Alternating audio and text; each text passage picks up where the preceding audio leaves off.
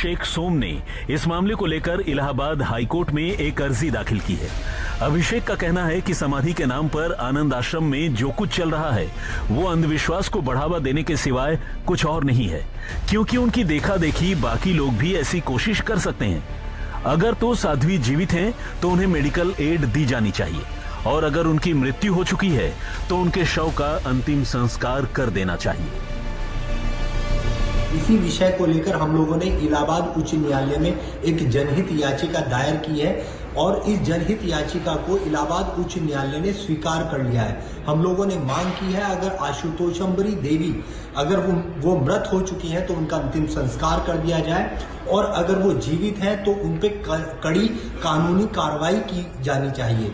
और संविधान इस समाधि को लेकर हमें इजाजत नहीं देता है और ये ढोंग है, पाखंड है। आप देख लीजिए, आशुतोष महाराज जी सपने में आते हैं और आशुतोषम्बरी देवी वो समाधि ले लेती हैं।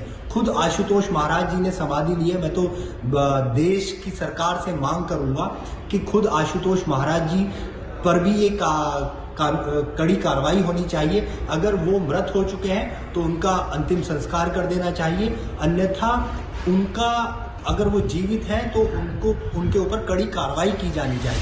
फिलहाल आश्रम में साध्वी आशुतोषाम्बरी अपने बिस्तर पर पिछले 32 दिनों से लगातार लेटी हैं।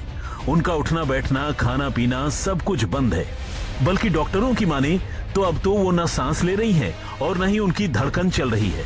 सारे ऑर्गन ठप पड़ गए हैं और इस हाल में उनके शरीर को सुरक्षित रखने के लिए पूरे शरीर पर तरह तरह की जड़ी बूटियों के लेप लगा दिए गए हैं। उनका एक खास शिष्य लगातार 32 दिनों से उनके सिर को अपनी गोद में लेकर बैठा है। हालांकि वो बीच बीच में वहां से उठता है और अपनी रोजमर्रा की जरूरतों को पूरा कर फिर से उनका सिर अपनी गोद में लेकर बैठ जाता है। मगर सवाल यह है कि क्या यूं लेटे लेटे किसी का समाधि में चला जाना